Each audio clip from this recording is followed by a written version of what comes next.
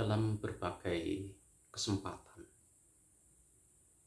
Sang Buddha mengungkapkan dan juga menyampaikan bahwa pada umumnya ada 4 sikap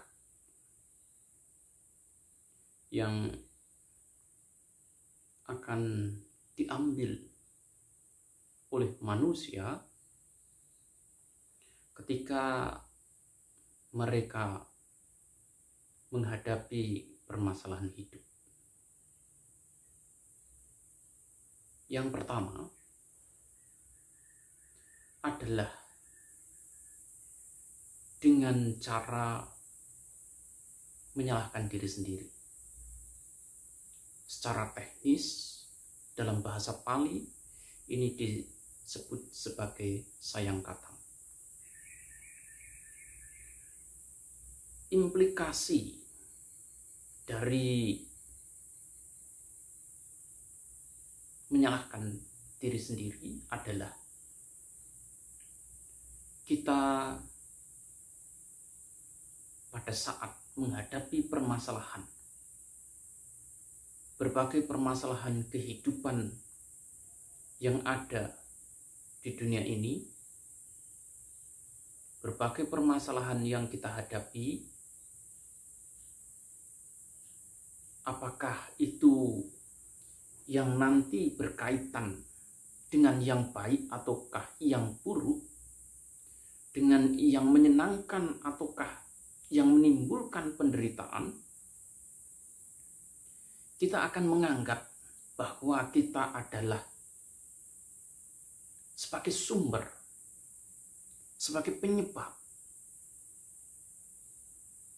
munculnya kebahagiaan maupun penderitaan tersebut, munculnya kejahatan maupun kebaikan tersebut. Sebenarnya ketika kita berusaha untuk melihat bahwa segala permasalahan kehidupan yang ada, jika sumbernya itu adalah diri kita sendiri, ini sangat membahayakan. Di satu sisi, ketika itu bersifat baik, bersifat menyenangkan, kita akan bangga, kita akan senang, kita akan merasa bahwa diri kita lah sebagai satu-satunya sumber, sebagai satu-satunya penyebab, sebagai satu-satunya kondisi yang membuat diri kita sebagai memicu, pemantik atas kejadian tersebut. Ambil contoh, kita bertengkar dengan seseorang, berselisih paham dengan seseorang. Kemudian, karena kita tidak mau menyakiti, tidak mau membuat orang lain sakit hati, tidak mau merusak hubungan, kemudian kita mengatakan bahwa ya itu adalah salahku, aku yang salah. Memang saya selama ini adalah sebagai orang yang salah. Inilah yang akan terjadi. Dan dampaknya tidak akan berhenti sampai di situ.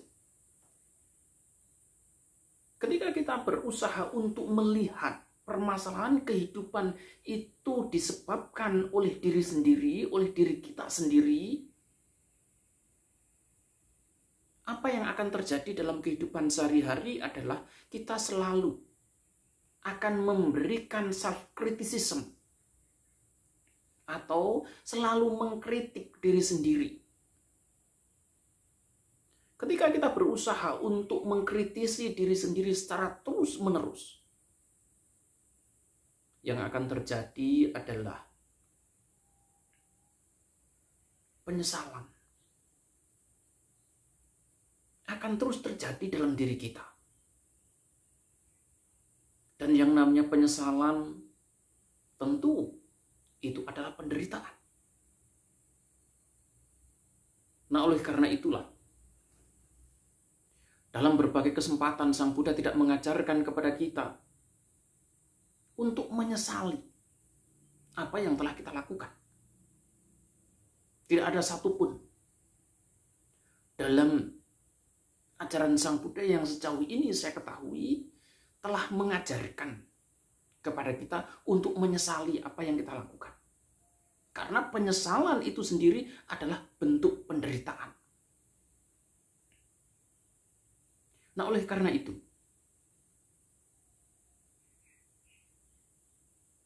ketika kita terus menjadikan diri sendiri sebagai sebab utama, sumber utama, satu-satunya sebab terhadap fenomena atau terhadap kejadian yang terjadi dalam kehidupan kita,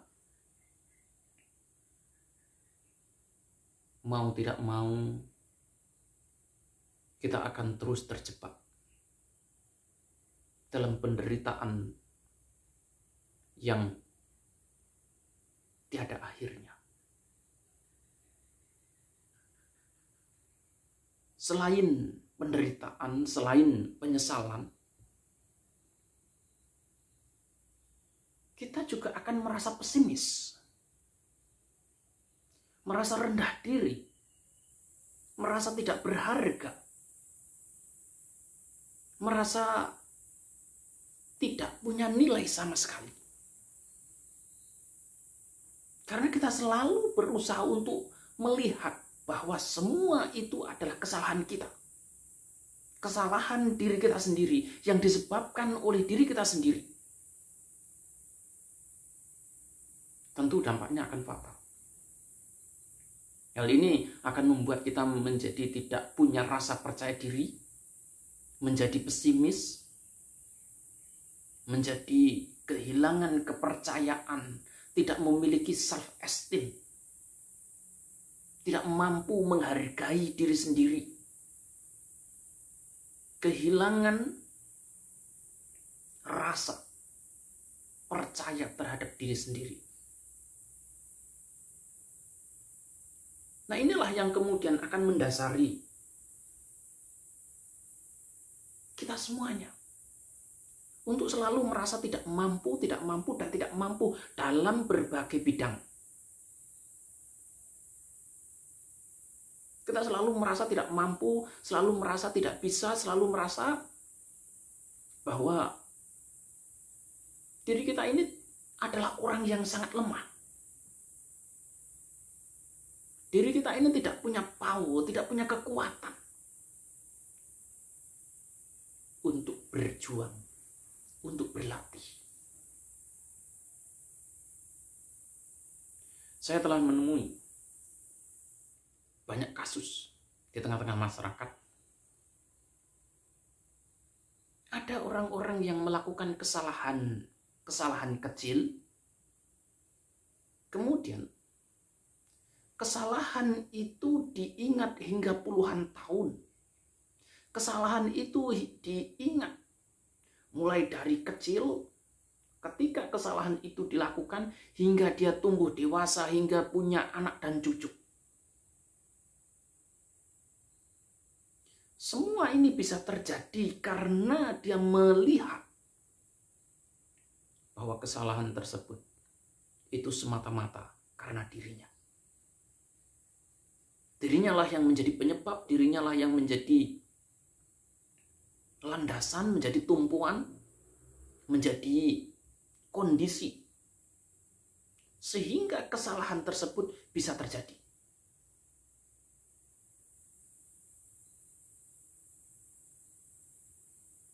Nah, oleh karena itulah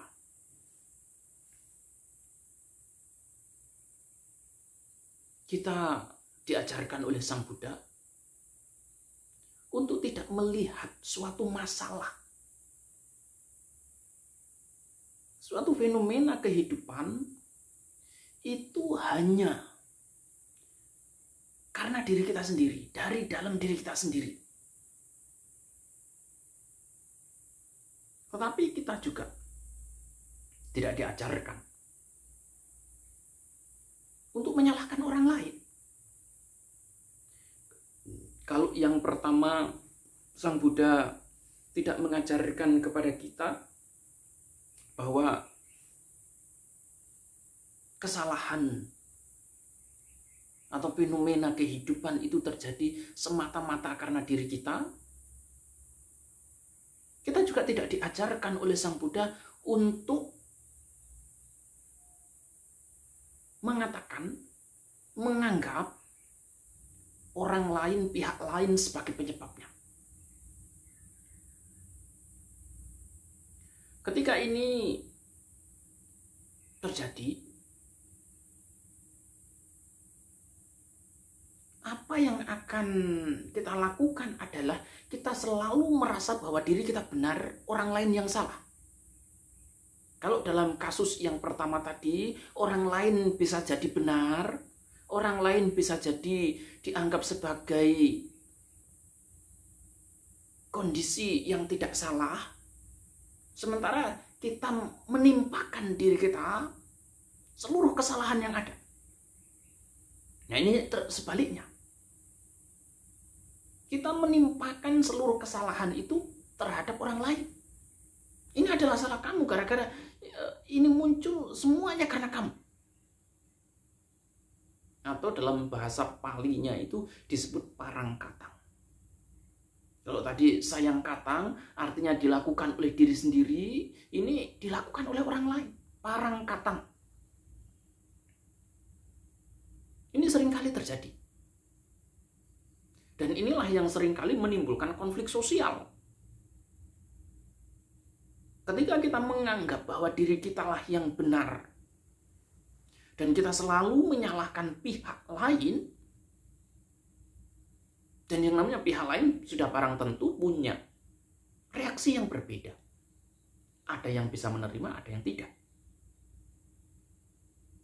Ada yang bisa santai saja, ada yang bisa cuek-cuek saja. Namun ada juga orang-orang yang sangat responsif, juga berusaha untuk mengcounter apa yang telah kita tuduhkan terhadap diri mereka. Misalnya, ketika terjadi pandemi semacam ini, kita salahkan pihak lain. Kita salahkan pemerintah yang merasa tidak mampu, dianggap tidak mampu untuk mengatasi permasalahan ini. Namun kita melupakan diri kita sendiri, melupakan kontribusi kita untuk berperan serta. Bahwa yang penting kita mampu menyalahkan orang, menyalahkan dan menyalahkan. Nah, ketika kita berusaha untuk terus menyalahkan orang lain, arogansi muncul. Kalau tadi kita terjebak dalam kesombongan, rendah diri, hina mana, di sini kita merasa lebih tinggi, merasa lebih hebat. Dan yang hina, yang tidak mulia itu adalah orang lain. Sementara kita menganggap diri kita ini mulia, hebat, luar biasa. Bahwa diri kita adalah yang benar, sementara yang lain itu salah. Ketika hal ini kita paksakan, ya mau tidak mau, konflik sosial akan terjadi. Penindasan, penjajahan akan terjadi. Dan ini terjadi secara luas di tengah-tengah masyarakat. Ketika kita sudah tidak mampu menyalahkan orang-orang di sekitar kita, kita menyalahkan makhluk di luar orang-orang sekitar kita. Contohnya apa? Tuhan. Kita anggap bahwa semua kesalahan yang terjadi, penderitaan yang terjadi dalam kehidupan kita itu adalah karena Tuhan. Nah, ini juga dianut oleh agama-agama di India saat itu. Mereka menganggap bahwa penderitaan ataupun kebahagiaan yang mereka rasakan dalam kehidupan mereka, semua itu adalah karena pengaruh atau intervensi makhluk-makhluk yang maha kuasa. Makhluk-makhluk yang lebih besar kemampuan dan kekuasaannya. Ini adalah pandangan yang juga umum terjadi di India waktu itu. Nah, oleh karena itu, Sang Buddha tidak menganjurkan hal ini. Nah, di sini juga nanti dampaknya itu adalah kita misalnya menyalahkan lingkungan, menyalahkan karma, menyalahkan sesuatu yang di luar diri kita. Semua itu terjadi karena kita tidak sanggup untuk melihat sebagai agen yang salah. Kita selalu melihat diri kita sebagai sosok yang benar. Dan hanya mampu melihat yang lain sebagai sosok yang salah. Sebagai pribadi yang salah.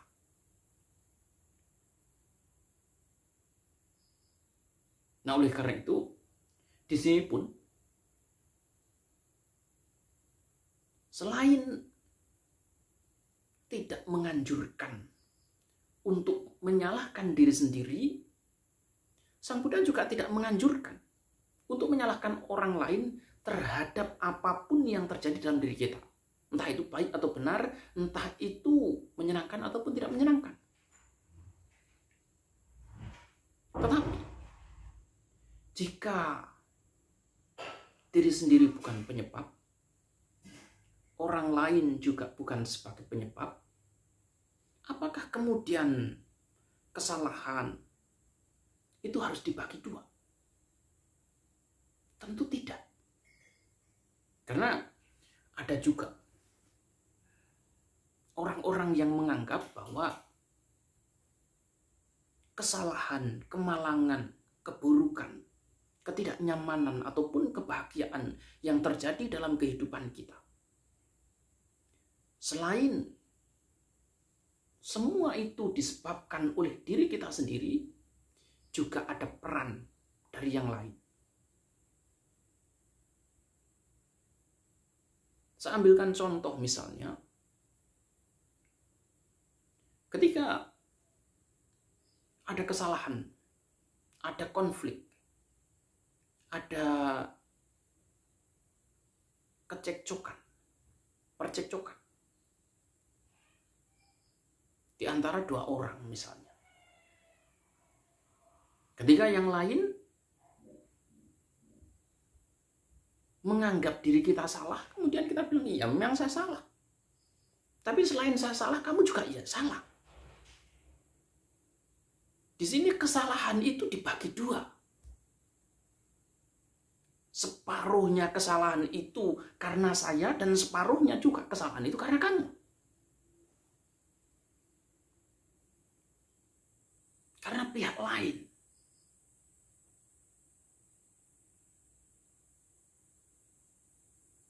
Di sini memang tampak ada kebijaksanaan, tampak ada pembagian yang merata terhadap kemalangan, kesalahan yang terjadi dalam hidup. Tetapi ini pun ditolak oleh Sang Buddha. Ini pun tidak diterima oleh Sang Buddha. Pandangan semacam ini juga tidak diajarkan oleh Sang Buddha.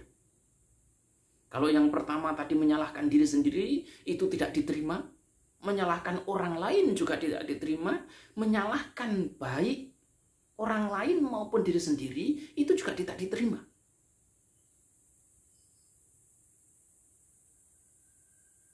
Nah, ketika pandangan ini tidak diterima sepenuhnya, apakah kemudian tidak ada satupun pihak yang bisa disalahkan? Tidak ada satupun pihak yang kemudian bertanggung jawab? Tentu tidak. Karena dalam pandangan keempat, ya, ini biasanya dianut oleh orang-orang yang sudah lepas tangan, bahwa dalam pandangan yang keempat, sikap yang keempat, itu ada orang-orang yang menganggap bahwa apapun kesalahan, apapun penderitaan, kesenangan, kebahagiaan, kedamaian, itu tidak ada sebabnya, tetapi muncul secara spontan, muncul secara tiba-tiba, muncul begitu saja, tanpa sebab dan kondisi.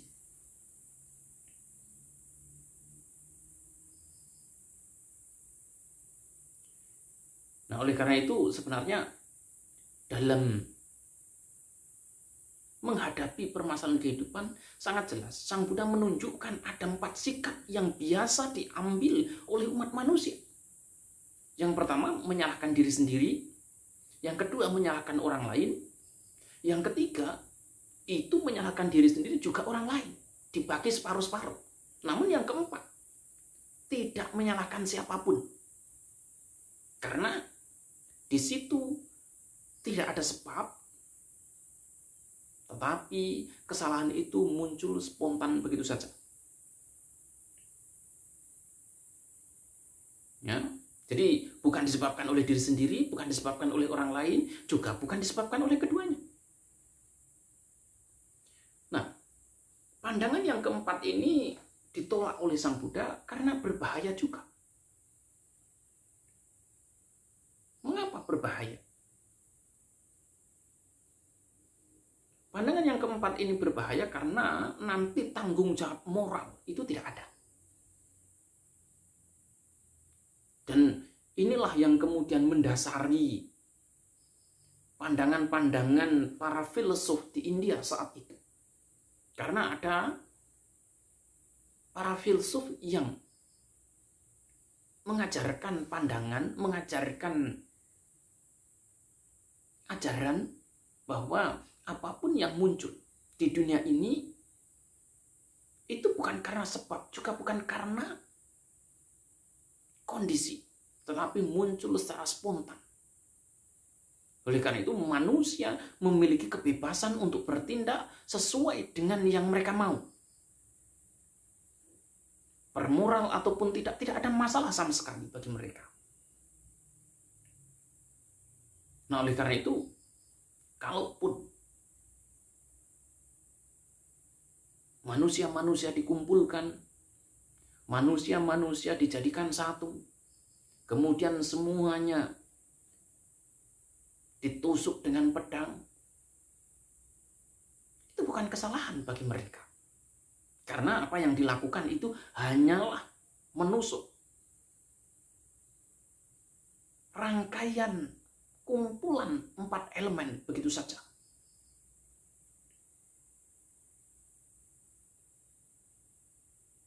Nah, oleh karena itu, kalau tadi pandangan yang pertama selalu mengkritisi diri sendiri, menimbulkan konflik internal.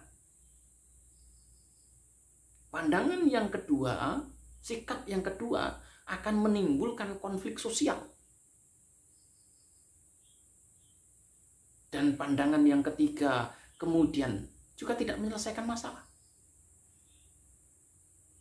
Kemudian pandangan yang keempat itu kemudian akan menyebabkan kita menjadi orang-orang yang tidak bermoral, menjadi orang yang secara sosial tidak punya tanggung jawab. Padahal ketika kita hidup di tengah-tengah masyarakat, kita juga punya tanggung jawab sosial. Siapapun mereka, termasuk Sang Buddha sekalipun, ketika hidup di tengah-tengah masyarakat, dia juga punya tanggung jawab sosial. Para biku ketika hidup di tengah-tengah masyarakat juga punya tanggung jawab sosial. Karena dia hidup tidak sendirian, dia hidup bersama yang lain. Oleh karena itu, dia punya tanggung jawab terhadap yang lain juga. Oleh karena itulah, mengapa Sang Buddha kemudian sampai membuat statement bahwa ketika kita mampu melindungi diri sendiri, akan mampu melindungi orang lain. Ketika melindungi orang lain, mampu melindungi diri sendiri. Ini adalah pengejawantahan, manifestasi dari tanggung jawab sosial itu. Sebagai bentuk counter, bentuk respons terhadap pandangan yang keempat ini.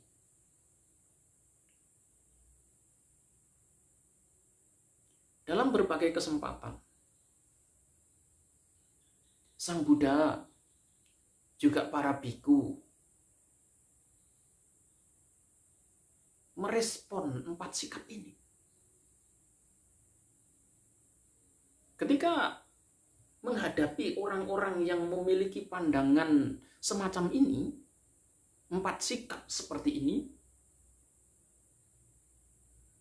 Sang Buddha kemudian mengatakan bahwa apapun yang muncul di dunia ini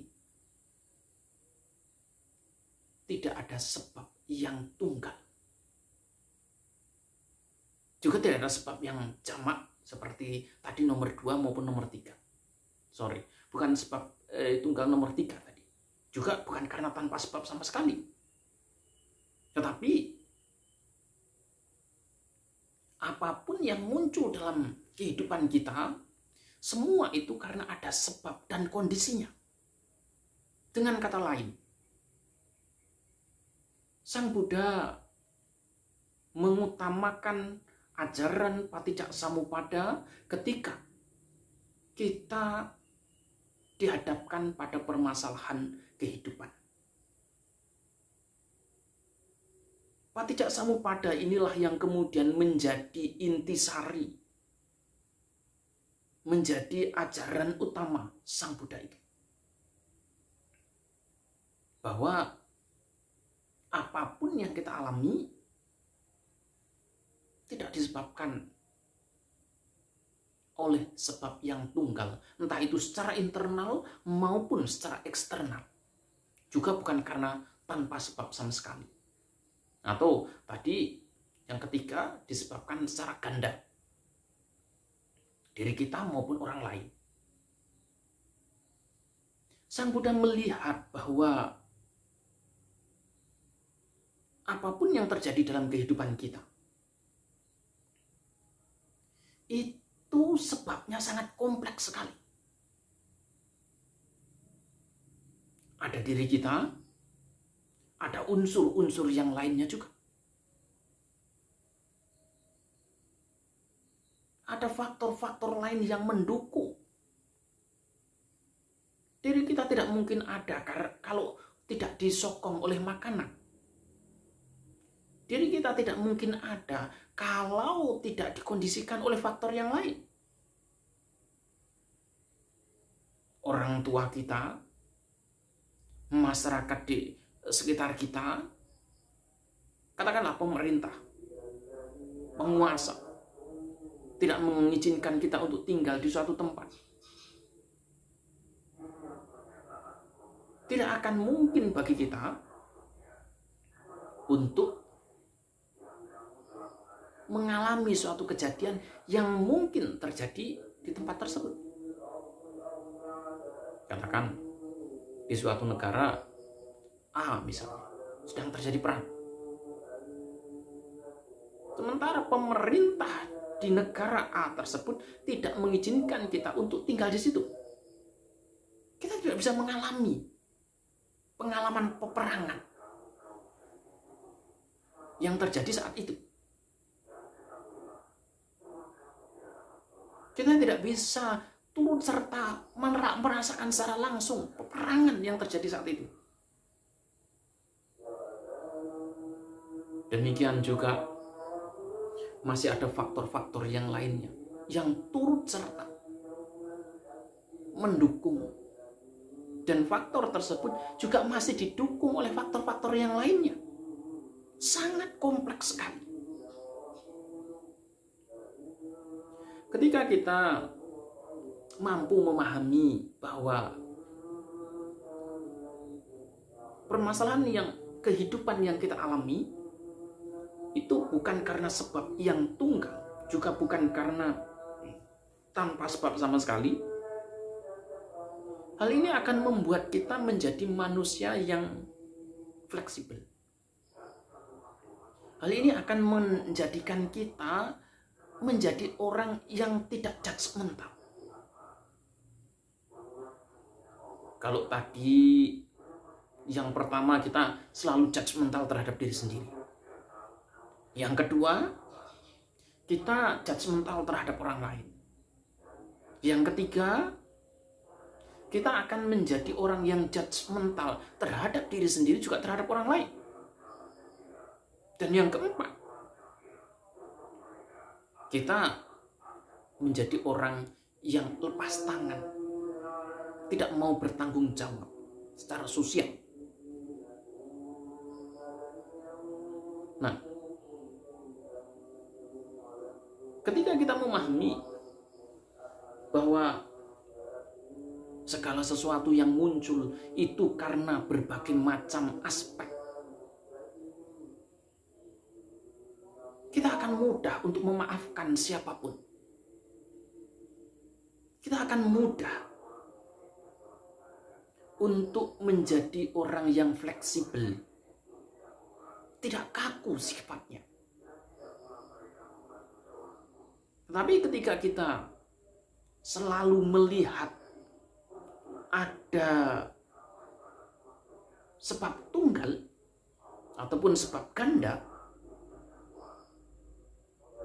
kita akan menjadi orang yang judgmental, mudah marah, mudah tersinggung. Suatu ketika guru saya datang kepada gurunya. Bante Dhammajiwa mendatangi Bante Nyanarama. Bante Dhammajiwa kemudian berkata, "Bante, saya telah melakukan kesalahan ini." Beliau tidak menyebutkan kesalahannya apa yang telah dilakukan, tapi beliau hanya mengatakan kepada kami secara umum, "Bante, saya telah melakukan kesalahan ini." Apakah sikap yang kemudian diambil oleh Bante Nyanarama? Bante Nyanarama tidak kemudian serta-merta marah, tidak serta-merta kemudian menghakimi, tidak serta-merta kemudian menghardik.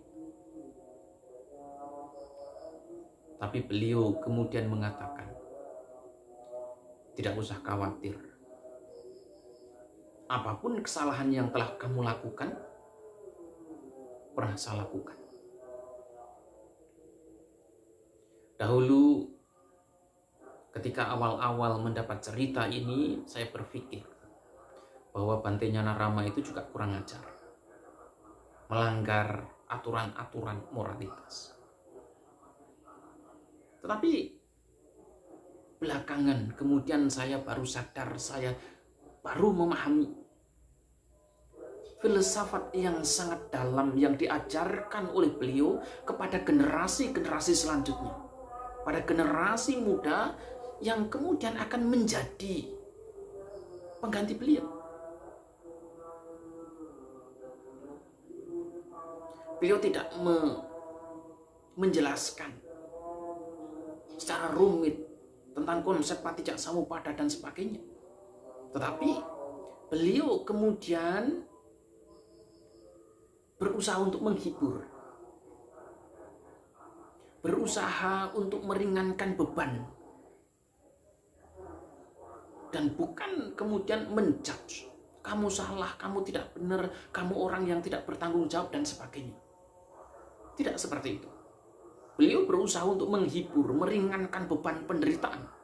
Karena waktu itu Bante Dhammajiwa datang dengan beban penderitaan, merasa telah melakukan kesalahan. Nah, sebenarnya apa yang disampaikan oleh beliau, oleh Bante Nyalarama, bahwa dalam kehidupan beliau yang mengembara dari satu kehidupan ke kehidupan yang lain, dalam pengembaraannya di alam samsara, sehingga sampai sekarang ini berbagai macam kesalahan telah dilakukan.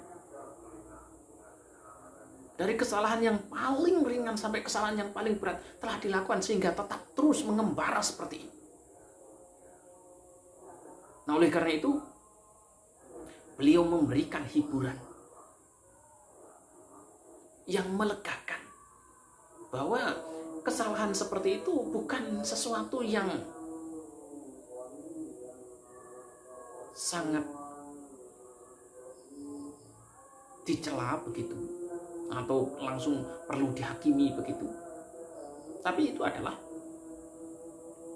beliau anggap wajar. Manusia juga pernah melakukan kesalahan ini dan itu.